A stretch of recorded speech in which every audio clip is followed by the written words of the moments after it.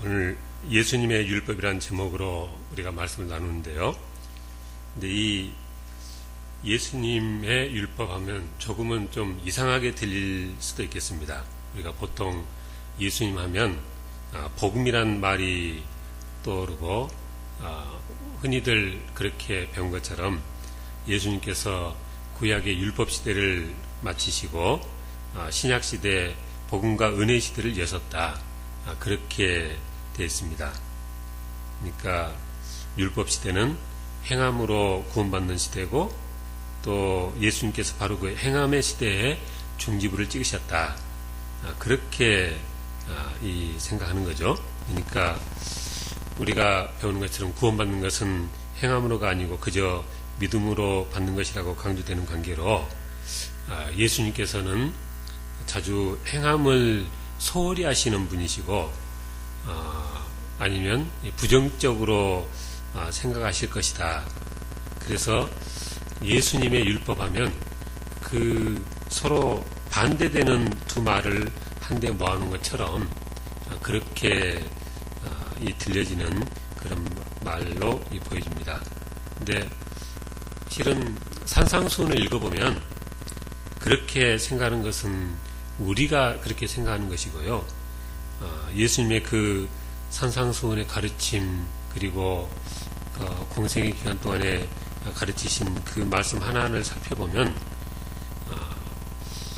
분명히 그렇게 행함을 강조하시는, 그래서 예수님의 율법이라고 해야 할 만한 면이 분명히 있다는 것을 우리가 인정하지 않을 수 없습니다. 그래서 이 성경을 우리가 공부하면 처음에는 기본적인 내용들을 배울 때는 그냥 그런가 보다 하고 이렇게 배우고 저렇게 배우고 해 나가는데, 이게 이제 다 배워놓고 나서 보면은 서로 조금은 상반된 것처럼 보여지는 좀 그런 가르침들이 산재해 있는 것이고, 그 중에 하나가 이게 율법과 이 신약시대 복음이 어떻게 서로 조화가 돼야 되느냐 하는 문제인 거죠. 근데 그게 그도 그럴 것이 로마서 10장에 보니까 그렇게 썼습니다. 그리스도는 모든 믿는 자에게 의를 이루기 위하여 율법의 마침이 되시느니라. 그러니까 주님께서 뭐라고요? 율법의 마침이 되신다. 그러니까 이 마침이라는 말이 영어 성경의 end인데, 이 end라는 이 마침이라는 말이 이게 두 가지로 학자들이 해석을 합니다. 그래서 그야말로 이제 율법이 끝났다, 그런 의미에서 그 end라는 the end 할 때 end라는 그런 입장이 있고요. 또 다른 입장은 율법이라는 것이 그렇게 끝나질 것이 아니고 하나님의 선하신 이 계명인데 끝날 수 있겠냐. 예수님께서 그 마침이 됐다는 것은 예수님이 정점을 찍으셨다.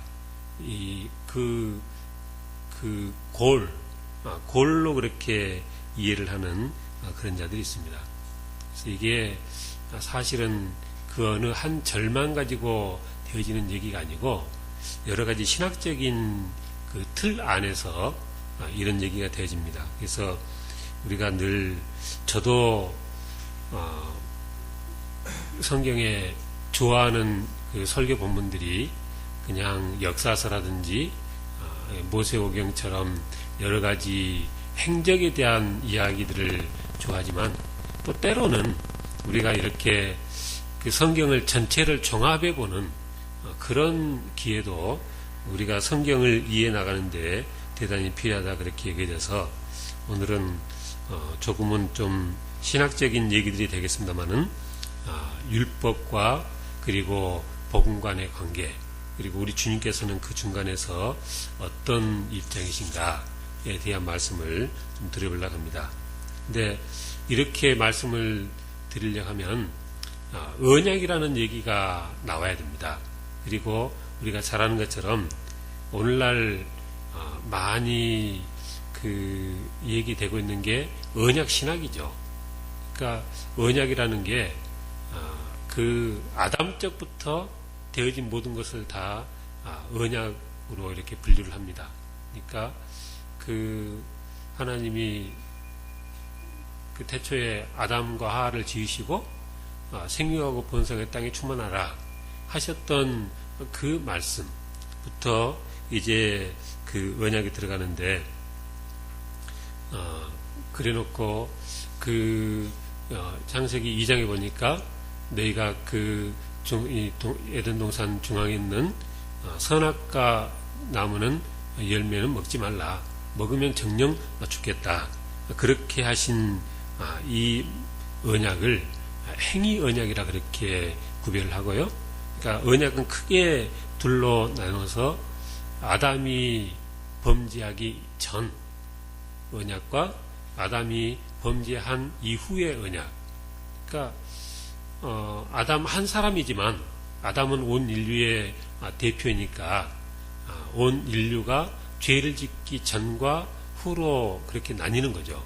그래서 언약 중에 선악과를 먹지 말라고 하셨던 하나님의 이 언약, 그걸 만일 그러면 정령 죽겠다는 그 말은 이 이면에는 무슨 말이에요? 선악과 열매를 먹지 말라는 그 명령에 순종하면 생명을 주겠다. 그 말이 그 뒤에 있는 거죠. 그게 아담과 하와가 선악과를 먹고 나니까 어떻게 됐습니까? 하나님이 생명나무를 치우셨잖아요.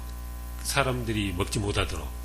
그러니까 그 말은 그렇지 않았으면은 그 생명나무를 치우지 않았을 것이고, 그러면 그 생명나무를 먹고 영생할 수 있게 되어지는 것인데, 근데 아담과 하와가 하나님의 그 명령을 어기고 선악과 먹는 이 죄를 지어서 영생을 얻지 못하게 되어진 거죠. 그래서 이 타락 전에 하나님께서 주신 이 언약이 생명의 선악과 열매 언약이시고요. 그렇게 해서 이제 타락하고 나니까 하나님이 아담에게 벌을 하셨잖아요. 그래서 내가 흙이니 흙으로 돌아갈 것이니라. 그래서 이제 그때부터 이 지구상에 사망이 시작이 되어졌습니다. 그래서 하나님께서 어떻게든지 사람들을 구원하기 위해서 여러 가지 많은 이 약속도 하시고 많은 노력도 하셨는데, 그 첫 번째가 다들 생각하기를 창세기 3장 15절에 여자의 후손이라고 나오는 것이 메시아를 지칭하는 것이다 한 거죠. 그래서 장차 여자의 후손으로 우리 주님께서 오셔서 온 인류를 구원하실 것이다. 그런 계획을 하나님께서 그때부터 말씀하신 것으로 이렇게 우리가 이해를 합니다. 그리고 쭉 이어져서 노아 언약, 그리고 아브라함, 또 이삭, 야곱, 계속 하나님께서 약속을 하십니다. 너희가 내 모든 명령대로 준행하면 너희가 영원히 살고 생명하고 번성하고 그렇게 내 백성이 되겠다 하는 언약들을 쭉 이렇게 세웁니다. 그리고 이어지는 게 이제 모세를 통해서 하나님께서 주셨던 이 모세의 율법이죠. 그러니까 율법의 언약인 거죠. 모세의 언약이라고 합니다. 근데 우리가 오늘 여기 본문에 보니까 내가 율법이나 선자를 폐하러 온 줄로 생각하지 말라라고 했을 때, 이 율법은 이게 그러니까 율법과 선지자라고 하면 이게 구약 전체를 가리키는 걸로 그렇게 이제 이해를 하는데, 여기서의 율법은 다른 언약들보다는 모세에게 준 모세 율법을 지칭한다, 그렇게 보여집니다. 근데 우리 주님께서 뭐라고 하셨습니까? 내가 온 것이 율법이나 선자를 폐하러 온 것이 아니다. 폐하러 온 게 아니고 뭐하러 오셨다고요? 완전하게 하기 위해서 왔다. 천지가 없어지기 전에는 율법의 1.1획도 결코 없어지지 아니하고 다 이룰 것이다. 그리고 19절에 누구든지 이 계명 중에 지극히 작은 것 하나라도 버리고 또 그같이 사람을 가르치는 자는 천국에서 지극히 작다 일컬음을 받을 것이요 누구든지 이를 행하며 가르치는 자는 천국에서 크다 일컬음을 받으리라. 우리가 계속 배우는 게 복음은 하나님께서 우리에게 주신 은혜고 우리가 구원받는 것이 행함으로가 아니라 믿음으로 구원받는 것이다. 우리가 늘 계속 그렇게 배워오는데 우리 주님께서 정작 하신 말씀을 보니까 누구든지 이 계명 중에 지극히 작은 것 하나라도 버리고 그렇게 가르치는 자도 안 되고 또 이를 행하며 가르치는 자는 천국에서 크다 일컬음을 받을 것이다. 그러니까 우리 주님께서는 하나님의 그 모든 명령을 그대로 행하는 것을 굉장히 강조하고 계신다는 거죠. 실은 구약의 율법이 대단히 버거워서 이스라엘 백성들이 계속 그 율법을 지키지 못하고 그래서 하나님의 진노를 사고 하긴 했습니다마는 그러나 오늘 그 본문 이어지는 21절 이하의 쭉 말씀들을 보니까 우리 주님께서 말씀하시는 그 내용이 이게 구약의 율법은 우리 흔히 하는 말로 쩌리 가라는 정도로 이게 대단히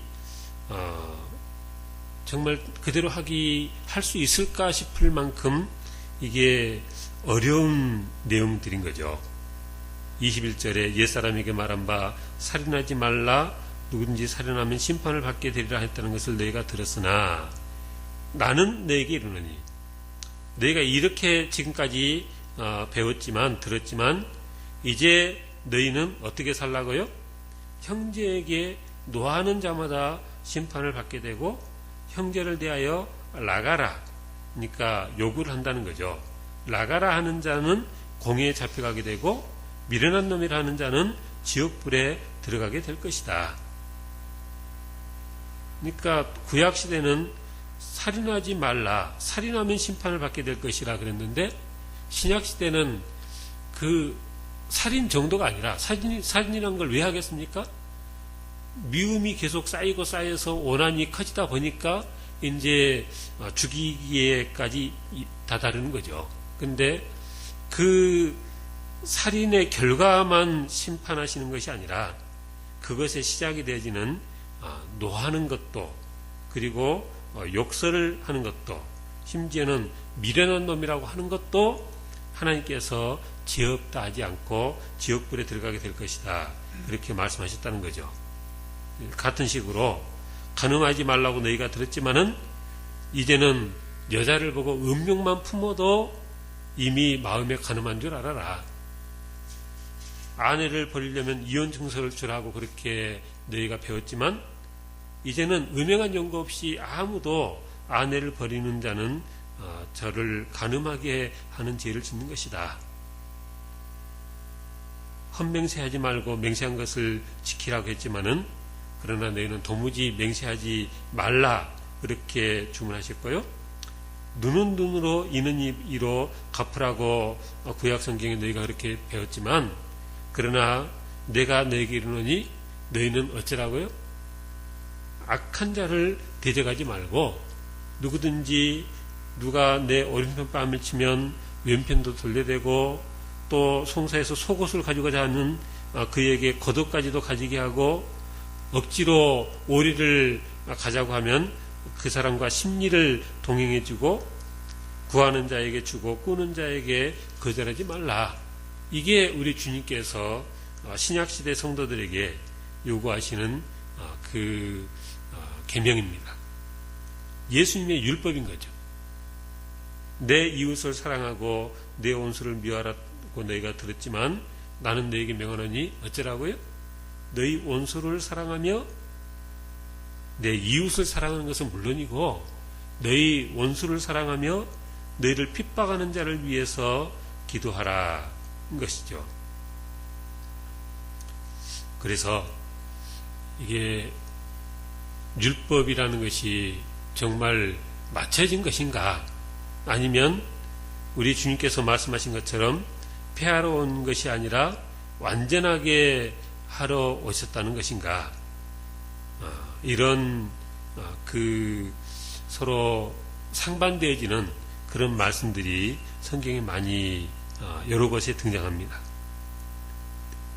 근데 실은 이 두 가지 입장만 있으면 그래도 얘기가 쉬운데, 이 두 가지 입장이 뭡니까? 구약 시대에는 율법을 지켜서 우리가 구원을 받고 율법을 지켜서 하나님의 은혜를 입고 하나님의 백성이 되어지는 것이고, 이제 신약 시대는 그 율법이 아니라 이제는 십자가의 주님의 그 은혜의 보혈의 공로를 의지해서 구원받는다.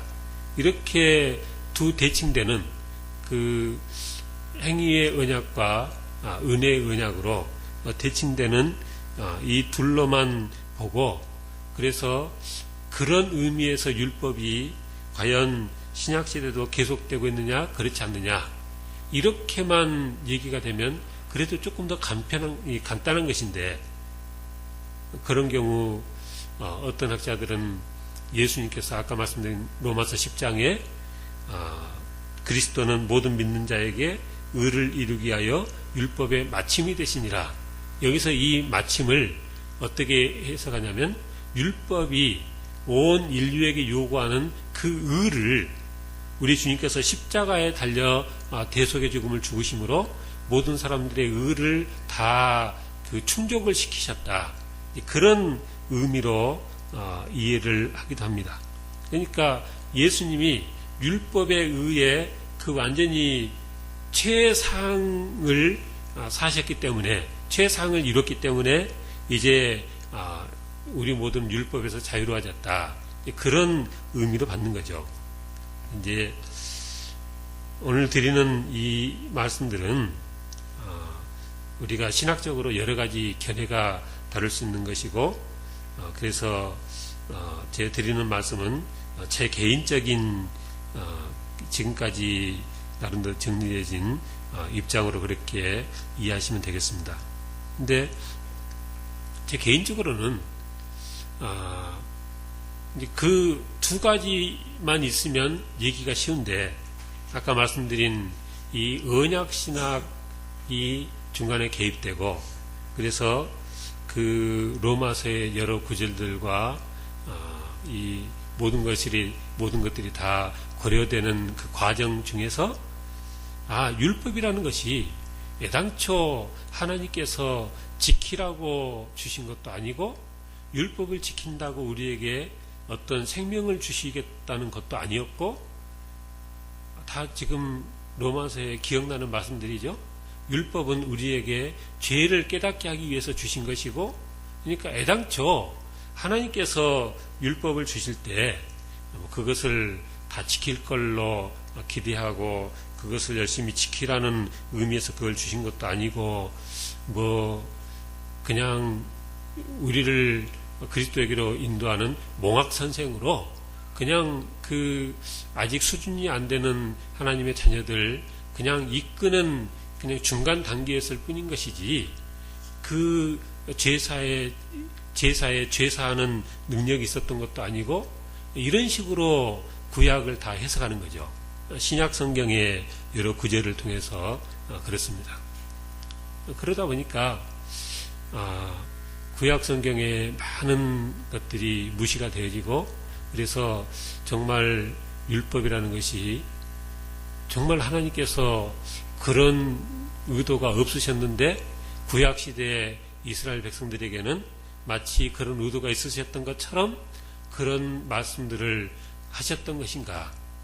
그렇다면 하나님께서 말씀하시는 방식이 상당히 모호하고 똑같은 말을 하셔도 그냥 그 겉에 드러난 말만 받아서는 안 되는 방식으로 하나님께서 말씀하시는 분이신가 하는 그런 생각을 하게 되어진다는 거죠. 실은 근데 제가 곳곳에서 그렇게 그런 말씀을 자주 드렸지만, 그러니까 바울 서신의 로마서의 대주제가 뭡니까? 의인은 없나니 하나도 없다는 거예요. 그죠? 그래서 이 율법이라는 것이 율법을 통해서 의를 얻을 수가 없고, 그 의를 얻을 수가 없으니까 구원받을 사람이 없다. 이게 이제 주 논지인 거죠. 근데 구약 성경을 보면 실은 그렇지 않습니다. 구약 성경을 보면 하나님께서 그 출애굽기 19장, 20장 쭉 이어지는 그 십계명 율법을 주시고 기타 여러 계명을 주실 때 하나님께서 얼마나 진지하게 이스라엘 백성들을 불러 모으고 준비시키고 하나님께서 그 계명을 주시면서 너희가 이 모든 것들을 준행하면 너희가 살 것이다. 그렇게 말씀을 한 거죠. 그러니까 우리가 구약 성경의 신명기 6장에도 보니까 우리가 그 명하신 대로 이 모든 명령을 우리 하나님 요 앞에서 삼가 지키면 그것이 곧 우리의 의로움이니라. 그렇게 쓰고 있습니다. 그러니까 이스라엘 백성들이 구약시대 내내 그 모세 율법 그 모든 계명들을 반드시 지켜야 되는 계명으로 그렇게 받아들였고, 그것을 지키지 못한 것으로 해서 하나님께 죄송한 마음을 가지고 그랬던 것이지, 언약신학자들이 말한 것처럼 그렇게 율법이라는 것은 애당초 지킬 수 없는 그런 이 수준이었고, 그러니까 애당초 지킬 수 없는 것이니까 하나님께서 지키기를 바라지도 않으셨던 것이고, 이렇게 얘기해버리면 그러면 구약 성경에 많은 것들이 이게 좀 앞뒤가 안 맞는 말이 되어진다는 거죠. 우리 성경을 한번 찾아보겠습니다.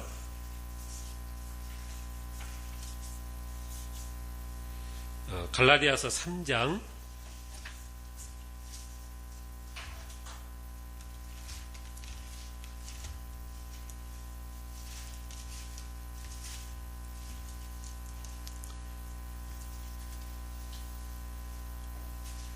지금같이 그렇게 이해하게 되어진 게 갈라디아서 3장 말씀이 그 대표적인 말씀이죠. 그리고 15절에 보니까 율법과 약속이라고 제목도 아예 그렇게 붙어 있는데, 19절에 보니까 그런즉 율법은 무엇이냐? 범법함으로 더하여진 것이라. 천사들을 통하여 한 종보자 손으로 베푸신 것인데 약속하신 자손이 오시기까지 있을 것이라 그랬습니다. 21절 그러면 율법이 하나님의 약속들과 반대되는 것이냐? 결코 그럴 수 없느니라. 만일 능히 살게 하는 율법을 주셨더라면 의가 반드시 율법으로 말미암았으리라. 그러니까 이런 말씀들을 통해서 많은 분들이 어떻게 해석을 하냐면, 율법이라는 것은 능히 살 수 없는 율법이구나, 그렇게 이해를 하는 거죠. 근데 실은 이 말씀을 제 개인적으로는 율법이라는 것 자체가 사람이 살 수 없을 만큼 그렇게 그 수준이 높다, 그렇게 해석할 게 아니고요. 율법은 하나님께서 분명히 지킬 수 있는 것이라고 믿었고, 그래서 성경에 보면 그렇잖아요. 너희가 율법에 대해서 저 하늘 높이 있어서 우리가 어떻게 가져올까, 그렇게 또 말하지 말고 이 바다 깊이 있어서 우리가 어떻게 내려가서 그걸 가져올까, 그렇게도 말하지 말라 그랬습니다. 율법은 너무나 가까워서 내 입에 있다 그랬어요. 그러니까 하나님의 율법은 구약 성경에 내내 보면은 이것은 지키기가 어려운 것이 아니라 얼마든지 너희가 마음 먹고 결심만 하면 지켜 행할 수 있는 것이다. 그러니까 열심히 지켜 행하라. 하나님께서 그렇게 주문을 하신 거거든요. 그러니까 갈라디아 3장 말씀 21절 말씀처럼 만일 능히 살게 하는 율법을 주셨더라면, 이런 말씀을 애당초 하나님이 율법을 주실 때 너희들이 지킬 수 없는 걸 내가 줘보는 거야. 이렇게 주는 이유는 이렇게 줘서 너희들이 우리 혼자 힘으로는 안 돼, 이런 것을 깨닫게 하기 위해서 내가 이런 율법을 주는 거야. 그렇게 그냥 수백 년, 이 천 몇백 년을 너희들이 그렇게 좌절을 하고 나면 내가 예수님의 십자가의 복음을 줄 거야. 뭐 이런 의미로 해석을 하는 거죠. 그게 말이 안 되는 거죠.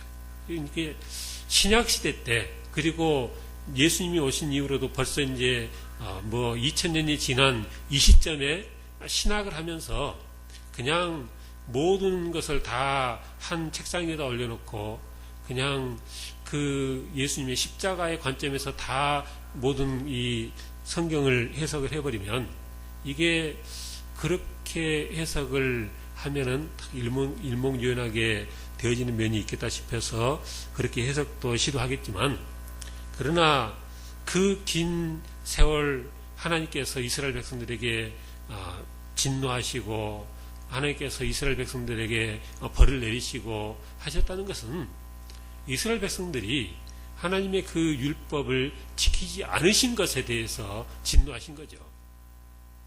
지킬 수도 없는 율법에 대해서 진노하셨다면, 제가 언젠가도 글도 그렇게 썼지만은 하나님이 사이코죠. 그죠?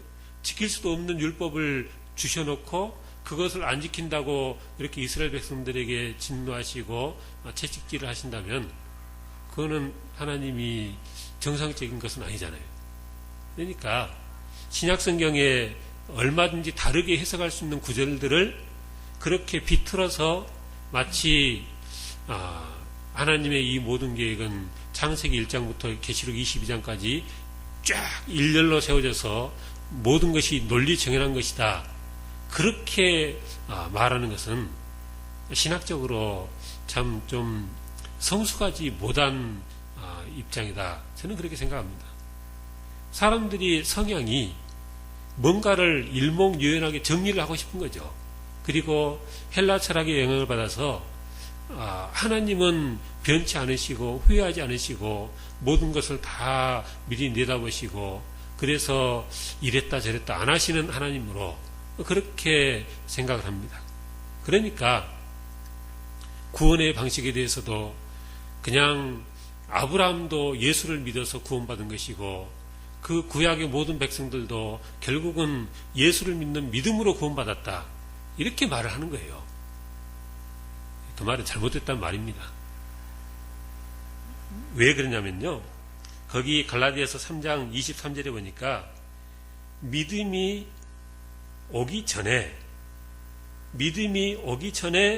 우리는 율법 아래 매인바 되고 계시될 믿음의 때까지 갇혔다 그랬습니다.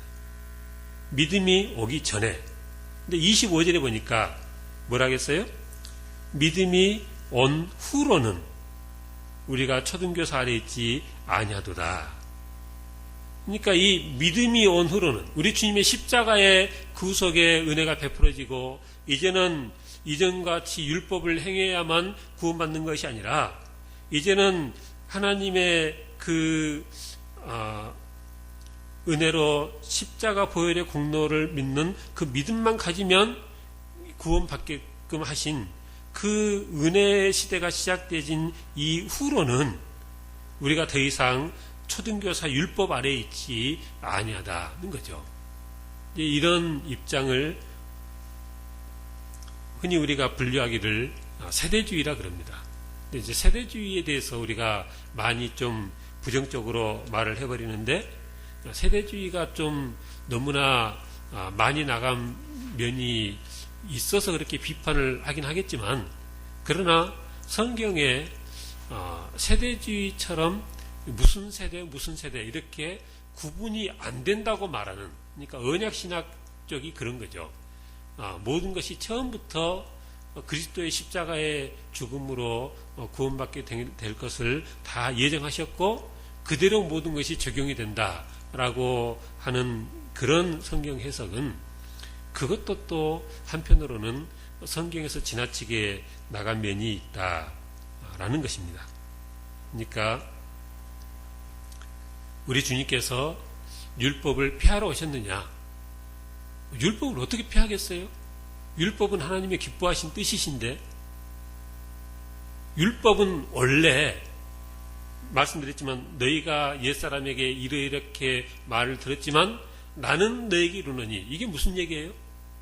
원래 하나님의 의도는 이 산상수훈에 우리 주님께서 말씀하신 것처럼, 아니 그보다 더 높은 수준일 수 있지만 지금까지 애굽에서 종살이하던 이스라엘 백성들, 이제 그 아직 오합지졸인 그들에게 계명을 주실 때 하나님께서 그들의 수준을 고려해서 하나님의 기준이 저 높은 데 있지만 이스라엘 백성들의 그 수준을 고려해서 그냥 그 정도 계명을 주신 거고, 그래서 이제 한 단계 더 높여서 나는 너희들이 이렇게 하길 원한다, 이렇게 주문하는 것이다 는 거죠. 그래서 많은 분들이 산상수훈을 읽으면서 이게 무슨 은혜의 시대냐, 그래서 제가 산상수훈 강의 첫 시간에 그런 말씀도 드렸습니다. 많은 학자들이 이 산상수훈은 우리 성도들에게 해당되는 말씀이 아니라 이게 예수님의 그 12 제자에게 주신 말씀이다. 제자들이 나온지라 하고 주님께서 일러 가라사대 이렇게 나오니까요. 근데 그만큼 산상수훈의 가르침들이 지켜 행하기가 버거운 것들이라는 거죠.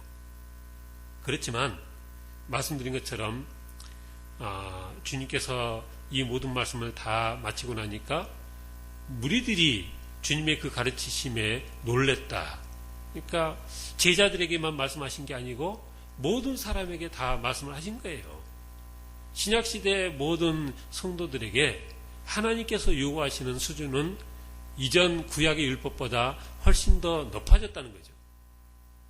아니 그러면 우리가 늘 은혜시대 하는데 도대체 어떤 의미에서 우리가 은혜시대인 거냐? 그거는 그 더 높아진 수준의 하나님의 계명을 우리가 지킬 수 있도록 하나님께서 성령을 우리에게 보내주시고 성령께서 떠나가지 아니하시고 늘 우리와 함께 하셔서 그 하나님의 계명을 지킬 수 있도록 그렇게 도우실 것이다 는 의미에서 은혜시대인 것입니다. 내가 너에게 이르노니 20절 너희 의가 서기관과 바리새인보다 더 낫지 못하면 결코 천국에 들어가지 못하리라. 그러니까 신약시대라고 해서 이게 의가 없어도 그냥 구원받고 그런 게 아니고요. 물론 처음에는 우리 주님의 보혈의 공로로 우리가 의로워지지만 그 이후에는 우리가 주님의 형상을 닮아가기 위해서 우리가 우리 자신을 쳐 죽이고 복종시키는 그런 성화의 삶을 살아야 되는 것이고, 그래서 주님께서 말씀하신 것처럼 이 계명 중에 지극히 작은 것 하나라도 버리고 또 그렇게 가르치는 자는 천국에서 지극히 작다 일컬음을 받을 것이라 그랬습니다. 이 계명을 버린다는 게 뭡니까? 신약시대는 이제 은혜 시대예요. 그렇게 지금 바로 이 17절 앞이 뭔가요? 너희는 세상의 소금이고 너희는 세상의 빛이라는 거죠. 그러니까 너희가 그렇게 착한 행실의 삶을 살아서 하나님의 영광이 비춰지게 해라. 우리 주님께서 그 말씀을 하시고 지금 이렇게 이 율법 얘기를 하시고 내가 율법을 완전하게 하기 위해서 왔다. 이런 거거든요. 그러니까 신약시대 많은 신학자들이 신약시대는 더 이상 행위로 구원받는 것이 아니고 우리는 그저 예수 믿는 믿음으로 구원받는다.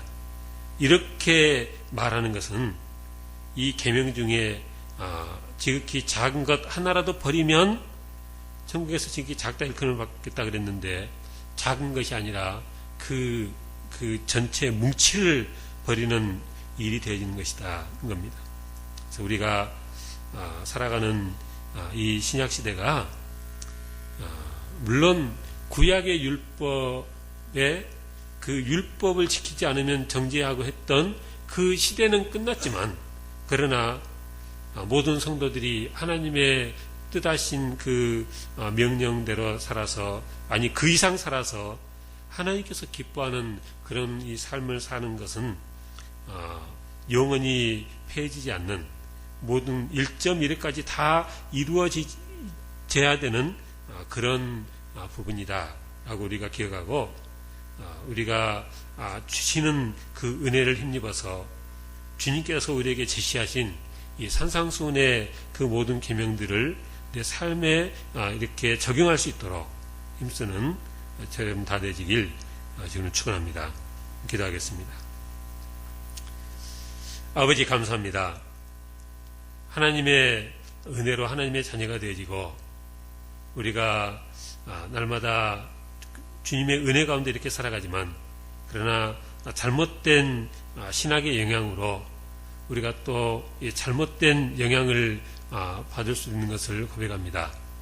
우리 주님께서 명확하게 말씀하셨던 너희가 세상의 소금과 빛으로 착한 행실의 삶을 살아서 하나님의 영광을 밝히 비추라는 그 우리 주님의 그 명령 따라서 산상수훈의 여러 그 많은 우리 주님의 그 가르침을 따라서 하나님께서 기뻐하셨던 정말 하나님의 성품을 닮아가는 그런 착한 행실의 삶을 살아가는 저희들 다 되게 하시고 하나님의 영광을 드러내는 삶을 살아가는 저희들이 되어지게 주장하시고 인도하옵소서.